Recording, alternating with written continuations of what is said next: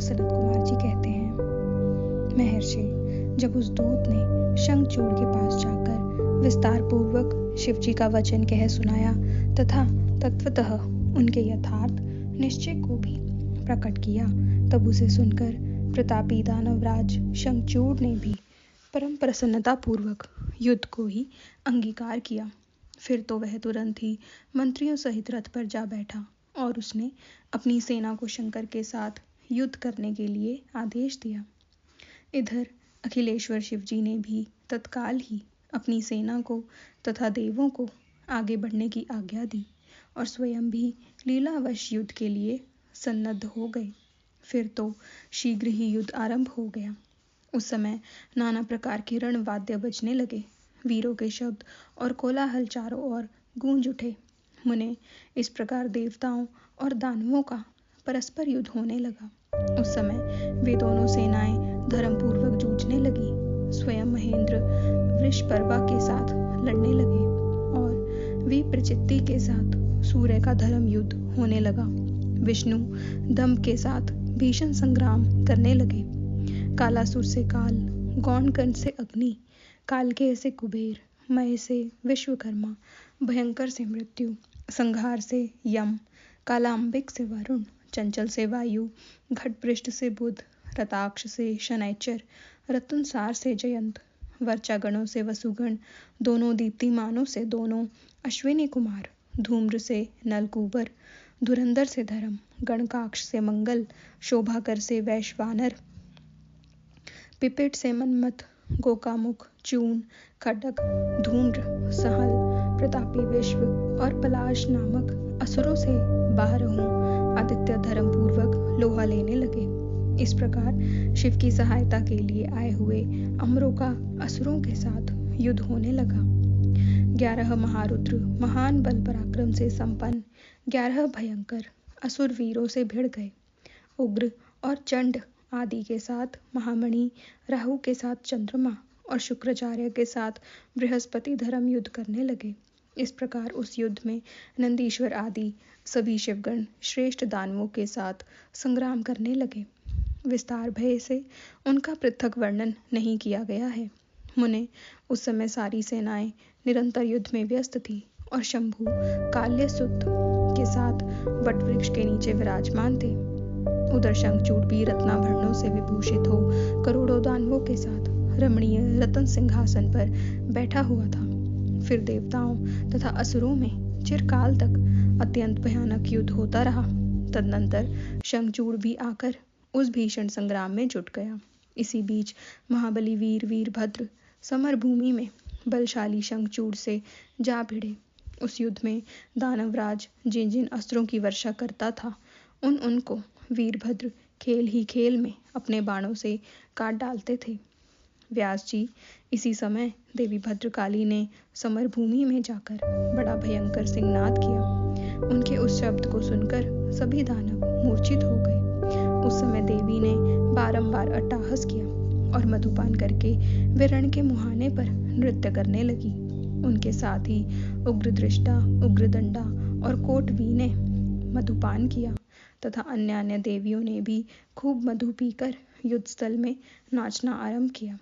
उस समय शिवगणों तथा देवों के दलों में महान कोलाहल मच गया। सारा सुर समुदाय बहुत प्रकार से गर्जना करता हुआ हर्षमग्न हो गया। तदनंतर काली ने शंखचूड़ के ऊपर प्रलयकालीन अग्नि की शिखा के समान उद्दीप्त आग्नेयास्त्र चलाया, परंतु दानवराज ने वैष्णवास्त्र से उसे शीघ्र ही शांत कर दिया। तब देवी भद्रकाली ने उस पर नारायणास्त्र का प्रयोग किया। वह अस्त्र दानव शत्रु को देखकर बढ़ने लगे। तब प्रलयाग्नि की ज्वाला के समान उद्दीप्त होते हुए नारायणास्त्र को देखकर शंखचूड़ दंड की भांति भूमि पर लेट गया और बारंबार प्रणाम करने लगा। तब उस दानव को नम्र हुआ देखकर वह अस्त्र निवृत्त हो गया। तत्पश्चात देवी ने उस पर मंत्रपूर्वक ब्रह्मास्त्र छोड़ा। उस अस्त्र को प्रज्वलित होता हुआ देखकर दानवराज ने भूमि पर खड़े होकर उसे प्रणाम किया और ब्रह्मास्त्र से ही उसका निवारण कर दिया। तदनंतर वह दानवराज कुपित हो उठा और वेगपूर्वक अपने धनुष को खींचकर देवी के ऊपर मंत्र पाठ करते हुए दिव्यास्त्रों की वर्षा करने लगा। भद्रकाली समरभूमि में अपने विस्तृत मुख को फैलाकर उन अस्त्रों को निगल गई और अट्टहास पूर्वक गर्जना करने लगी, जिससे दानव भयभीत हो गए। तब शंखचूड़ ने काली के ऊपर 100 योजन लंबी शक्ति से वार किया, परंतु देवी ने अपने दिव्यास्त्र समूह से उसके 100 टुकड़े कर दिए। यूं उन दोनों में चिरकाल तक युद्ध होता रहा और सभी देवता तथा दानव दर्शक बनकर उसे देखते रहे। अंत में देवी ने महान कोपावेश से उस पर वेगपूर्वक मुष्टि प्रहार किया। उसकी चोट से वह दानवराज चक्कर काटने लगा और उसी क्षण मूर्छित हो गया। फिर क्षण भर में ही उसकी चेतना लौट आई और वह उठ खड़ा हुआ, परंतु उस प्रतापी ने मातृबुद्धि होने के कारण देवी के साथ बाहुयुद्ध नहीं किया। तब देवी ने उस दानव को पकड़कर उसे बारंबार घुमाया और बड़े क्रोध से वेगपूर्वक ऊपर को उछाल दिया। प्रतापी शंखचूड़ वेग से ऊपर को उछला और पृथ्वी पर गिरकर पुनः उठ खड़ा हुआ। उस महायुद्ध में वह तनिक भी भ्रांत नहीं हुआ था, बल्कि उसका मन प्रसन्न था। तत्पश्चात वह भद्रकाली को प्रणाम करके बहुमूल्य रत्नों द्वारा निर्मित अपने परम मनोहर विमान पर जा बैठा। इधर कालिका भूख से विहल होकर दानवों का रक्तपान करने लगी। इसी अवसर पर वहां आकाशवाणी हुई, ईश्वरी, अभी रणभूमि में सिंहनाद करने वाले 1.5 लाख दानवेंद्र और बचे हैं। यह बड़े उद्यत हैं, अतः तुम इन्हें अपना आहार बना लो। परंतु देवी, संग्राम में दानवराज शंखचूड़ को मारने के लिए मन मत दौड़ाओ, क्योंकि यह तुम्हारे लिए अवध्य है, ऐसा निश्चय समझो। आकाशवाणी द्वारा कहे हुए वचन को सुनकर देवी भद्रकाली बहुत से दानवों का मांस भक्षण करके उनका रक्तपान किया और फिर वे शिवजी के निकट चली गई। वहां उन्होंने पूर्वापर क्रम से सारा युद्ध वृतांत कह सुनाया। व्यास जी ने पूछा, महाबुद्धिमान सनत कुमार जी, काली का वह कथन सुनकर महेश्वर ने उस समय क्या कहा और कौन सा कार्य किया, उसे आप वर्णन करने की कृपा करें, क्योंकि मेरे मन में उसे सुनने की प्रबल उत्कंठा जाग उठी है। सनत कुमार जी बोले, मुने, शंभु तो जीवों के कल्याणकर्ता परमेश्वर और बड़े लीला विहारी हैं। वे काली द्वारा कहे हुए वचन को सुनकर उन्हें आश्वासन देते हुए हंसने लगे। तदनंतर आकाशवाणी को सुनकर तत्वज्ञान विशारद स्वयं शंकर अपने गणों के साथ समर भूमि की ओर चले। उस समय वे महावृषभ नंदीश्वर पर सवार थे और उन्हीं के समान पराक्रमी वीरभद्र, भैरव और क्षेत्रपाल आदि उनके साथ थे। रणभूमि में पहुंचकर महेश्वर ने वीर रूप धारण किया। उस समय उन रुद्र की बड़ी शोभा हो रही थी और वे मूर्तिमान काल से दिख रहे थे।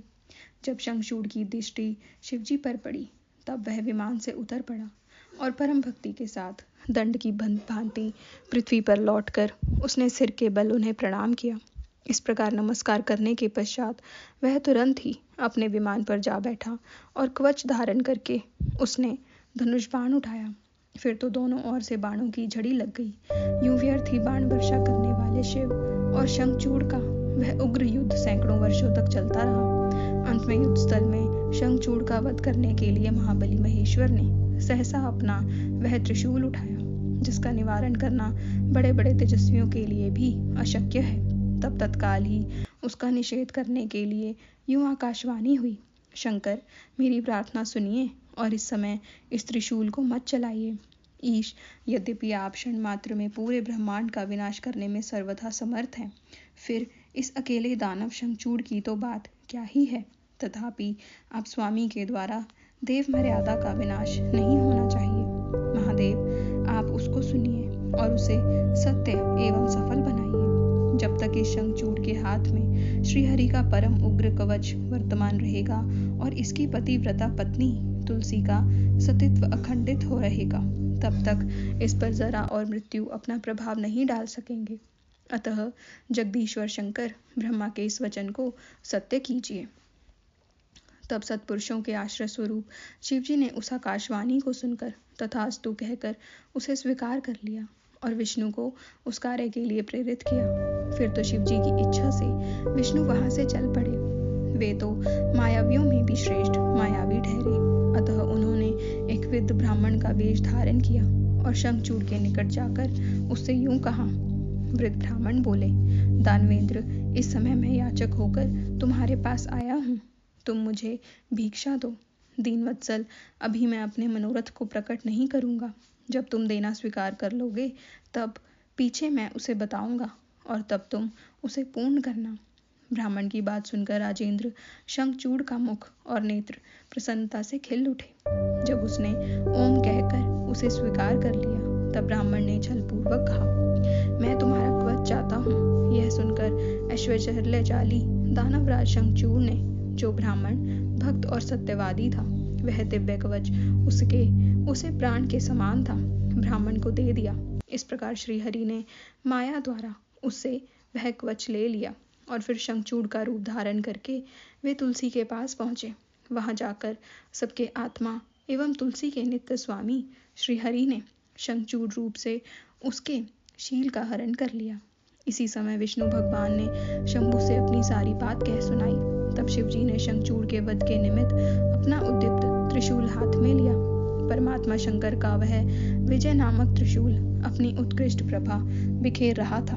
उससे सारी दिशाएं, पृथ्वी और आकाश प्रकाशित हो उठे। वह मध्यकालीन करोड़ों सूर्यों तथा प्रलय अग्नि की शिखा के समान चमकीला था। उसका निवारण करना असंभव था। वह दुर्धर्ष, कभी व्यर्थ न होने वाला और शत्रुओं का संहारक था। वह तेजों का अत्यंत उग्र समूह, संपूर्ण शास्त्रास्त्रों का सहायक, भयंकर और सारे देवताओं तथा असुरों के लिए दुस्सह था। वह एक ही स्थान पर ऐसा दमक रहा था मानो लीला का आश्रय लेकर संपूर्ण ब्रह्मांड का संहार करने के लिए उद्यत हो। उसकी लंबाई 1000 धनुष और चौड़ाई 100 हाथ थी। उस जीव ब्रह्म स्वरूप शूल का किसी के द्वारा निर्माण नहीं हुआ था। उसका रूप नित्य था। आकाश में चक्कर काटता हुआ वह त्रिशूल शिवजी की आज्ञा से शंखचूड़ के ऊपर गिरा और उसने उसी क्षण उसे राख की ढेरी बना दिया। विप्र महेश्वर का वह शूल मन के समान वेगशाली था। वह शीघ्र ही अपना कार्य पूर्ण करके शंकर के पास आ पहुंचा और फिर आकाश मार्ग से चला गया। उस समय स्वर्ग में दुंदुभियां बजने लगी। गंधर्व और किन्नर गान करने लगे। देवों तथा मुनियों ने स्तुति करना आरंभ किया और अप्सराएं नृत्य करने लगी। शिवजी के ऊपर लगातार पुष्पों की वर्षा होने लगी और ब्रह्मा, विष्णु, इंद्र आदि देवता तथा मुनिगण उनकी प्रशंसा करने लगे। दानवराज शंखचूड़ भी शिवजी की कृपा से शाप मुक्त हो गया और उसे उसके पूर्व रूप की प्राप्ति हो गई। शंखचूड़ की हड्डियों से शंख जाति का प्रादुर्भाव हुआ, जिस शंख का जल शंकर के अतिरिक्त समस्त देवताओं के लिए प्रशस्त माना जाता है।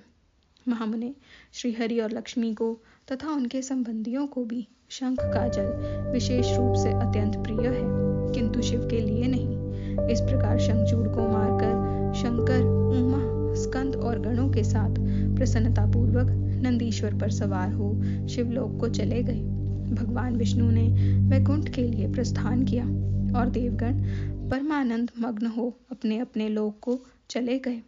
उस समय जगत में चारों ओर परम शांति छा गई। सबको निर्विघ्न रूप से सुख मिलने लगा। आकाश निर्मल हो गया और सारी पृथ्वी उत्तम उत्तम मंगल कार्य होने लगे। मुने, इस प्रकार मैंने तुमसे महेश के जिस चरित्र का वर्णन किया है वह आनंददायक, सर्वदा सुखारी, लक्ष्मीप्रद और संपूर्ण कामनाओं को पूर्ण करने वाला